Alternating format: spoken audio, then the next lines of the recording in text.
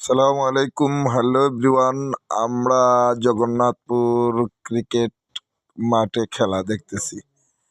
Degree college মাঠে এই রমজানের মাসে ক্রিকেট অ্যাসোসিয়েশন লিগ চলতেছে। প্লেয়াররা রোজা রমজানের মাসে রোজা রেখে অনেক কষ্ট করে ক্রিকেট খেলতেছে।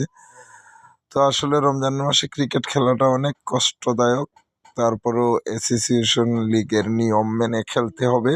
তাই তারা আর বসে নাই, এই রমজানের মাসেও আল্লাহর ইবাদত বন্দেগী করেও ক্রিকেটাররা ক্রিকেট খেলতেছে। আসলে এটা খুব কষ্টদায়ক, কিন্তু ক্রিকেট খেলাটা রে ভাই এমন এক খেলা সবার প্রিয়। রমজানের মাসে দর্শক কিছু কম রয়েছে, কিন্তু ক্রিকেট খেলাটা খুব জমে উঠেছে। টি-20 ক্রিকেট লিগ চলতেছে, টুর্নামেন্টে খুব ভালো খেলা চলতেছে।